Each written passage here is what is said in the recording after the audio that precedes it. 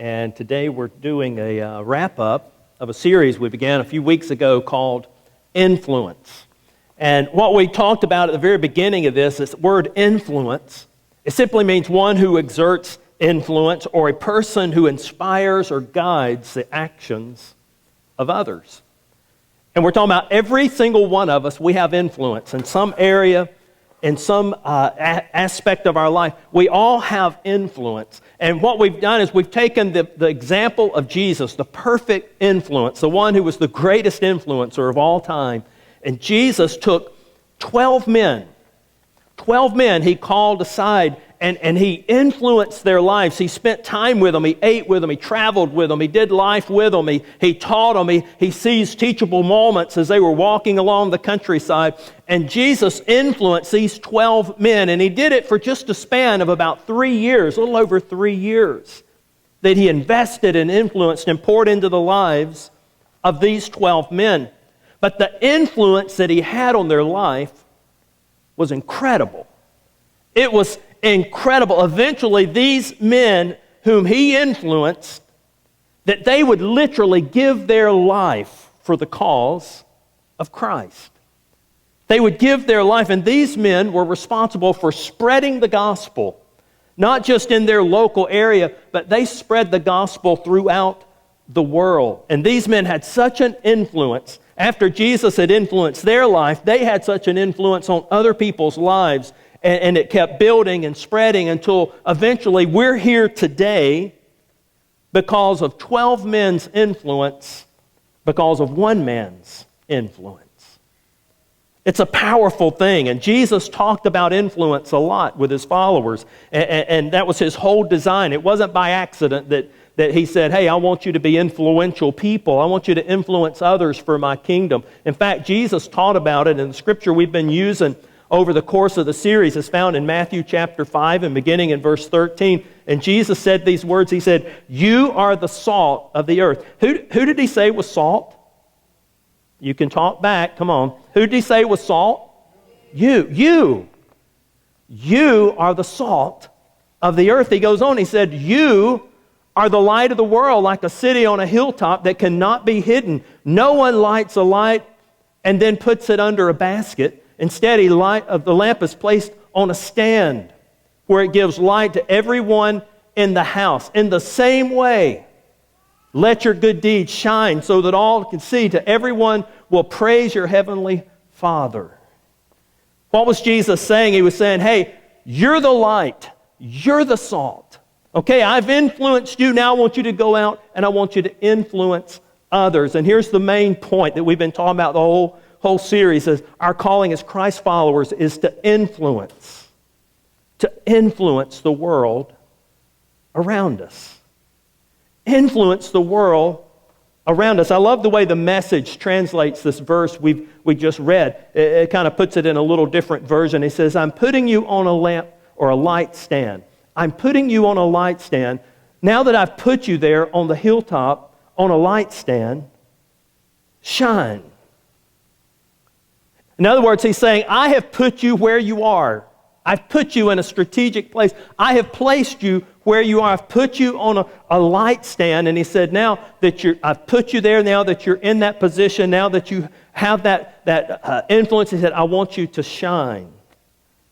And that brings us to this. You are not where you are right now by accident. You are not where you are right now by accident. You may say, well, I'm in this dead-end job, and I just show up every day. I'm doing the same thing over and over again. No point in going anywhere. Or I'm in this, I run around with these friends, and they're just going to be the way they are, and it's never going to change. And listen, you are not where you are right now by accident. You're not at your job. You're not in your department. You're not in your school. You're not in your classroom. You're not in your neighborhood. You're not with your social group. You're not with your workout group. You're not on your team by accident or by chance. I believe God has strategically placed you where He said, hey, I need some salt right there, and I need a little light right here. Paul had taken a young man, his protege by the name of Timothy. He was a young man, and he began to take him under his wing, and he began to shape him and influence his life. And I love the words found in 1 Timothy chapter 3. He said, don't let anyone think less of you because you're young. And he goes on, he says, be an example to all believers in what you say and the way that you live, in your love and your faith and in your purity. He said, be an example. Influence others. Don't just blend. He said, I want you to stand out. I want you to influence the people around you. He goes on, he says, give your complete attention to these matters. Throw yourself into the task so that everyone will see your progress. Keep a close watch on how you live and on your teaching. In other words, he would say, keep a close watch on how you live and what you say. And that brings us to today, as we influence others by the way that we live and by what we say. We influence others by how we live our lives and what we have to say. And it's what Paul was reminding Timothy of. He said, hey, guy, keep a close watch on this. Keep a close watch on the way that you live, the example that you set before others, and the way that you talk, the words that come from your mouth. The consistency of living out your faith every single day. Listen, the consistency of living out your faith every single day has a far-reaching influence on other people's lives. It matters. One of the quotes we used from last week, St. Francis of Assisi said, preach Jesus at all times, and if necessary, use words. Our lives, our actions should give our words greater impact and greater influence. We all influence people every single day of our lives by the way that we speak and the way that we live. This morning, we've got someone I think exemplifies this very well. No stranger to SouthPoint. We've had him before. And this young man, he was of the last graduating class of Bluff City School. And some of you probably don't even know what that was. That used to be another elementary school. But this young man grew up in Eufaula, went 12 years to school here, moved off to Troy University, where he attended Troy. And 4 years, just graduated from Troy and about to embark on a new adventure at Baylor University. I've never met a young man, and I've said this to his face, I've said it when he's been here before, but I've never met a young man who has such a heart for God and to be an influence for His kingdom as I have in Chase Haney. So would you welcome this morning Chase Haney? Chase, would you come up?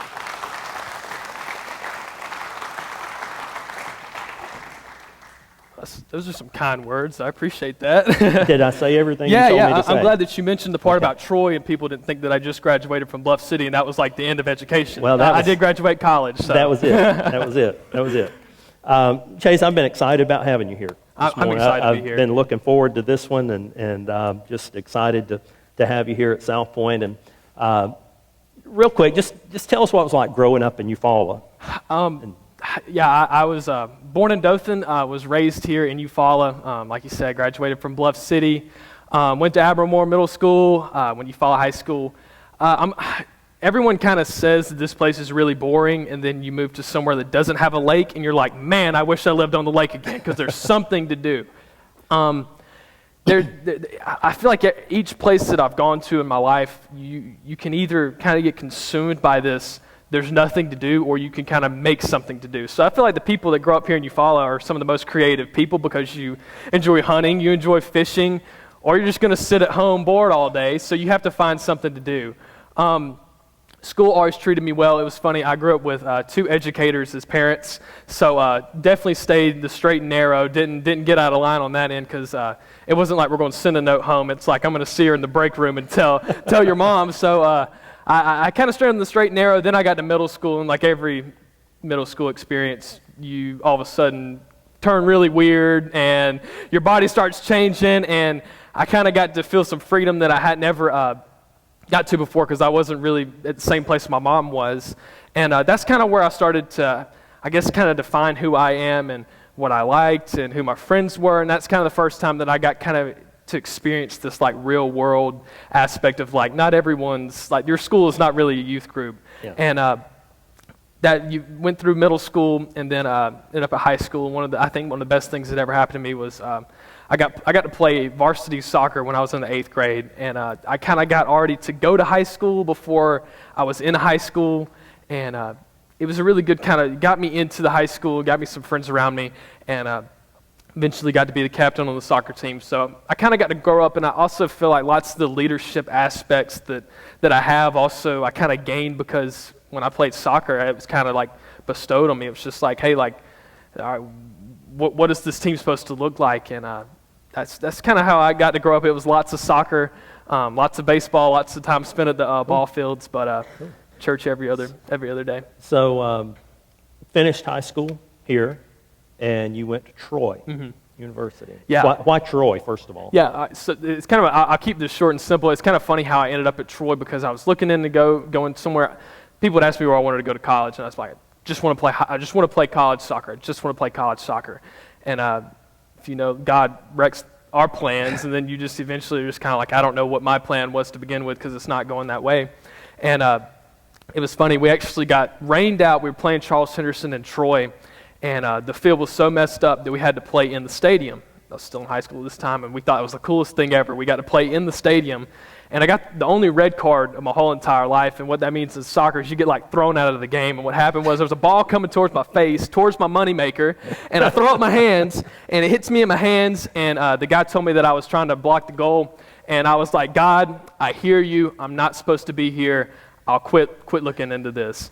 And comes on Tuesday the next week, and a letter comes in the mail, and they're like, we want to give you a full tuition scholarship. I was pretty close to the requirements, but I was just a little bit under them, and got the letter in the mail, and my mom's crying. I'm trying to get dressed for my next soccer game, and it's just crazy. I told you earlier that I'm just going to keep going places that give me full tuition scholarships, and that's obviously where God wants me. So that's kind of my story to get there, and it seemed like the door closed. This probably shatters your whole picture of Chase to know you got red card. Oh, yeah, it was. So I was kind of, we were Taco Bell after that, and I was like, how am I going to tell my dad this? Because he's not going to ask me what I did. He's going to be like, how much money is it? You know, how much is the fine? But thankfully that got thrown away because it.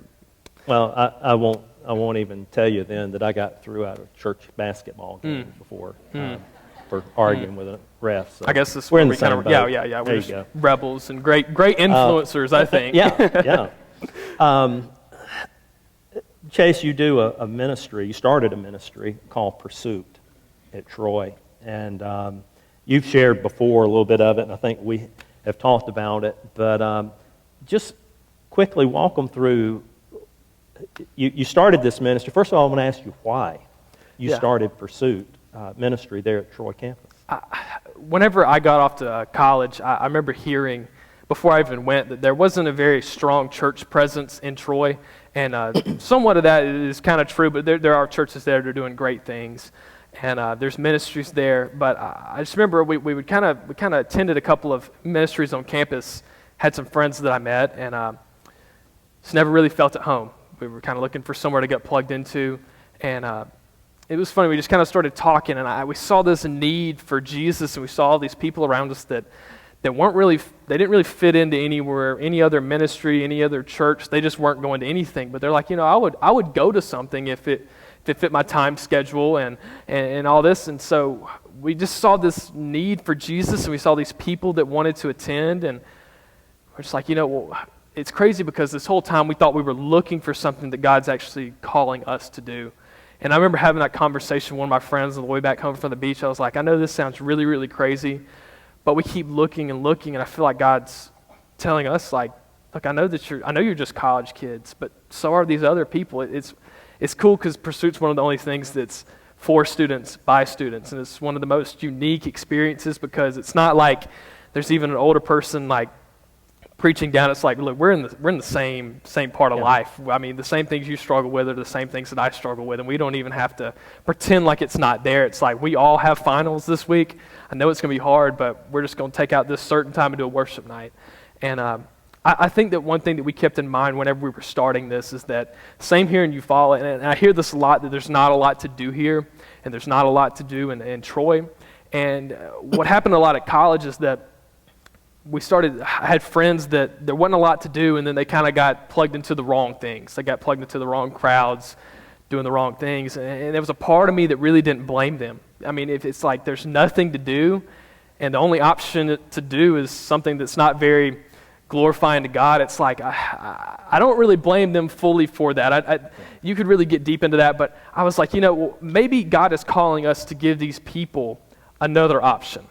So at 9:30 on Thursday night, what are people thinking about doing? Well, it's like, all right, there's either nothing to do, you sit in your dorm room and you're bored, or you go to Thirsty Thursday at the bar. And it's like, well, why are those the only two options?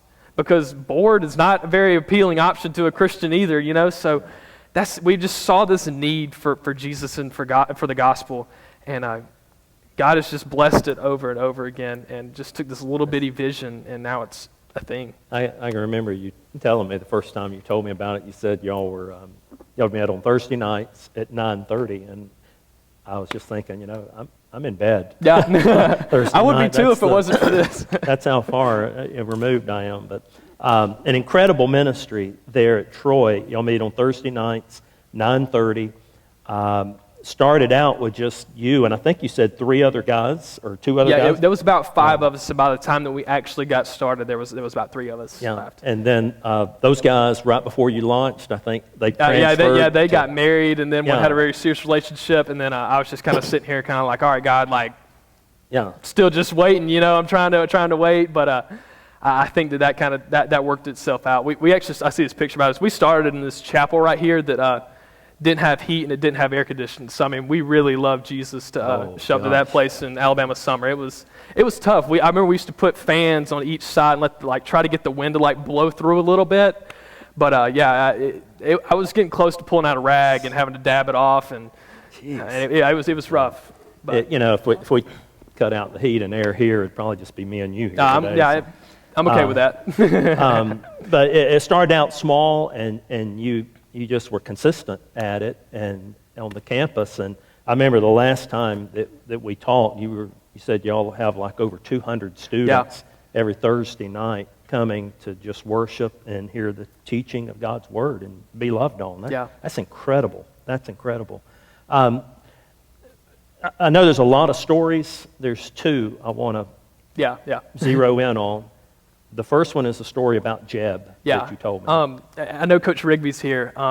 He mentioned the other week that whenever you were up here, that there was a football player, a friend of mine, that told me that whenever he got to hear you speak and come into their football room, or whenever you were speaking, that you were the most powerful person that he's ever heard come in there. And I was like, man, I gotta hear this lady talk, because I remember hearing him just talk about how impactful she was to the whole entire team. And when we're talking about being an influence, where I want to kind of drive this is that I've got this friend who, awesome part of the story ends so beautifully, is that my graduation party for graduating college was a couple of weeks ago, and we got to actually baptize him at the Taylor's pool. And it's so awesome to see this story come full circle. But me and this guy, we had a friend in town, and I remember somebody texted me and said, "Hey, we're playing frisbee out on the football stadium, out on the turf." And I guess this is where a lot of things happen in Troy, just on the turf in the football stadium. And I remember somebody texted me and said they're playing. And anyways, we played some Ultimate Frisbee. I'm absolutely horrible at it, but it was something to do. We played Ultimate Frisbee in the dark. And I just remember we played and had a friend in town. And then after that, there was a couple of us that kind of stayed around. We had a football. We were going to kick some field goals. And it was me, a friend that was in town, and then this guy that I didn't know. His name was Jeb. I got to talk to him a little bit, and kind of saw where his heart was, and I knew he wasn't a Christian, but kind of enjoyed just having somebody to stand around, and at least he was holding footballs for us. But followed him on Instagram, didn't hear from him for 3 years or so. And it's funny because I remember whenever we started Pursuit, we tried to get a lot of people to come, and my heart's completely been changed on that. That it's more been about influencing people in the small ways that are right around you. And one thing we started doing is we don't have a ton of money, but we would be like, hey, if you'll show up with a case of water, I'll bring the ice, somebody else has got a cooler. We would just stand on the social quad just passing out waters. Not really trying to drive a nail in of let me pick your brain. Like, we were just showing people the love of Jesus. So it wasn't like, here's a bottle of water, you need Jesus? Yeah, with something written on it, like, here, read this, and Cool. if you read this and believe this, then we'll give you the water. It was just like, we just want to love on people like Jesus would.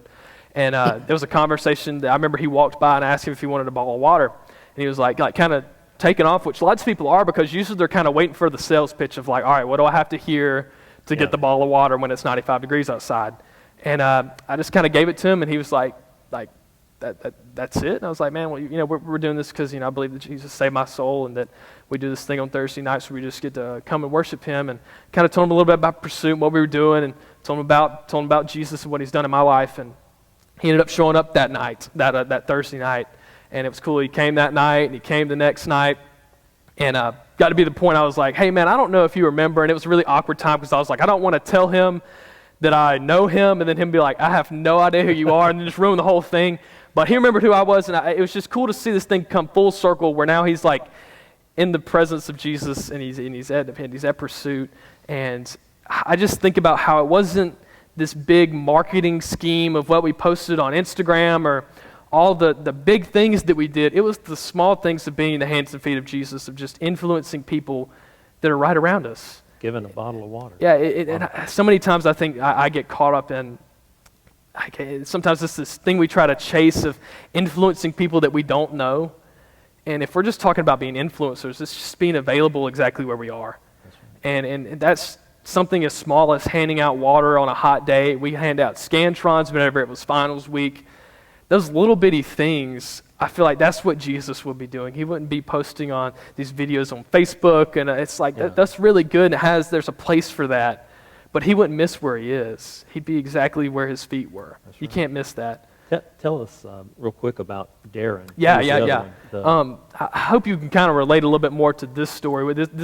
Jeb's story is such an awesome story because we got to see it come full circle and got to see Jeb get baptized. I got to baptize one of my best friends. Jeb and myself played a Fortnite tournament just this past week. So, we're still really good friends.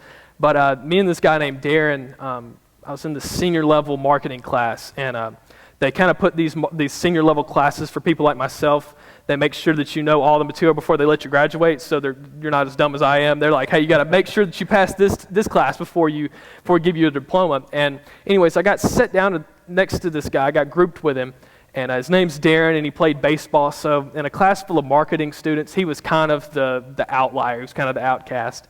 And AKA, we didn't want to get beat up by him. He's a big dude. And I got to sit next to him, and I remember just thinking, I was like, God, this guy doesn't know me, has no idea who I am, so I'm going to tell him about Jesus, and if he hates me, that's okay, because we don't even know each other. Maybe he'll be receptive of it. We got to take the whole entire class together. During graduation, we played a game of Uno on our phones because the graduation lasted over 3 hours, so we're still really good friends. But Darren's playing baseball up in Illinois now for an independent league, and I hope you can kind of relate to this story because this story doesn't even end with Darren coming to Pursuit. This story is a story of continually just reaping, just trying to plant that seed. And like I said, Darren never came full circle, but I remember having these conversations with Darren, and we would talk about, I was just like, man, I'd love for you to come tonight. If you just come hear me one time, man, if you don't like it, you never have to come back again. But I'll give you a ride, whatever I need to do to make it possible. He's a rapper on the side, so none of his lyrics are clean. I was like, God, you put this guy in my life for a reason, and I know that. And I just remember one of the most important things that we're talking about being influencers and being the small things is kind of my testimony is that we have it's really kind of a small ministry with a lot of people.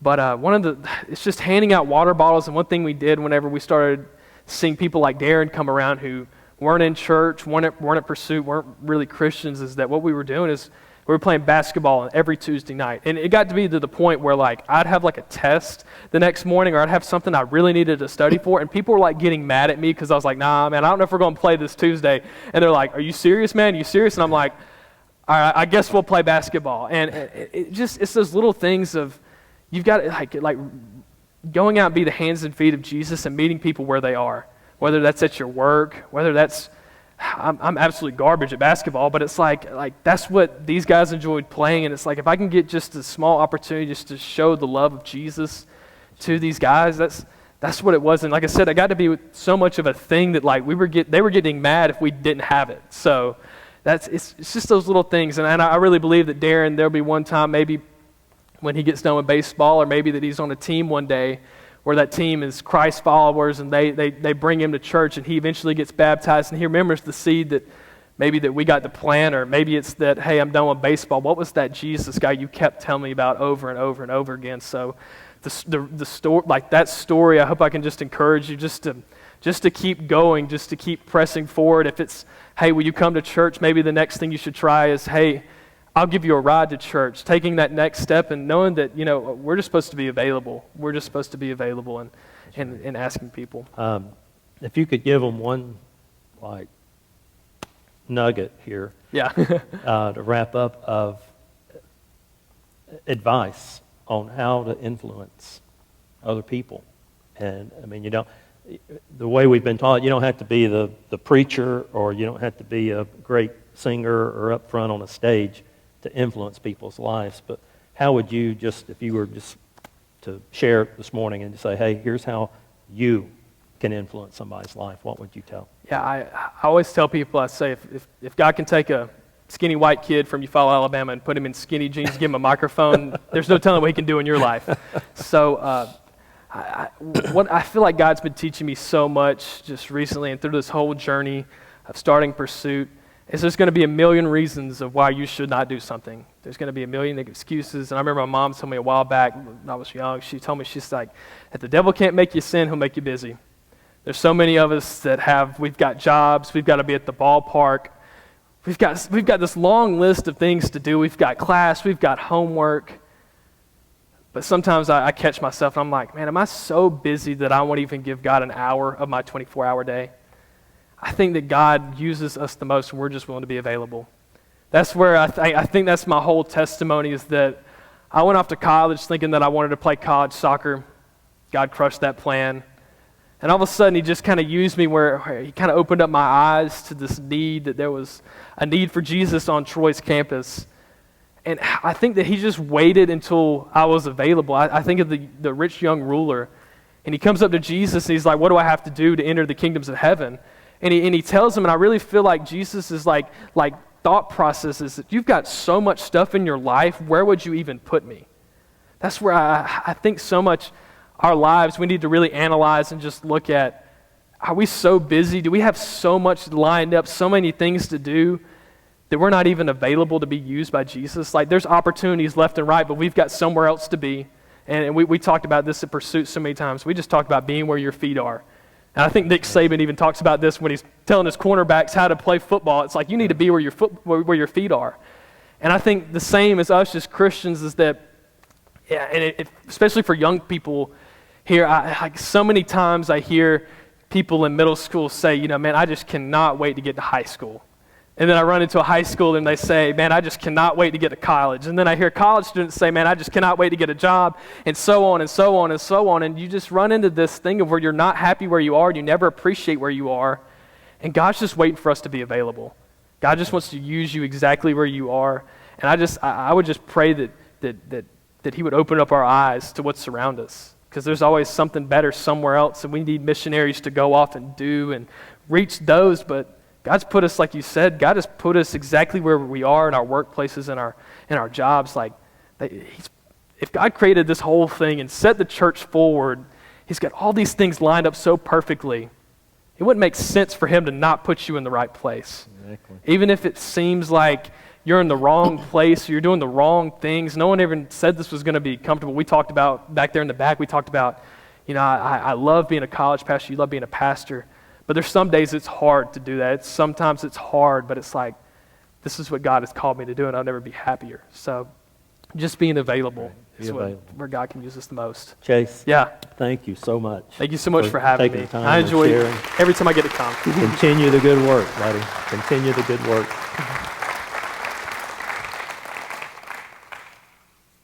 I sit here and I listen to Chase, and I think so often or you may be sitting here going, hey, I'm too old. It's a young guy, or you may be sitting here going, I'm too young. I can't make a difference. Or I don't know the Bible well enough, or, we got 100, I don't have any special abilities, no special talents.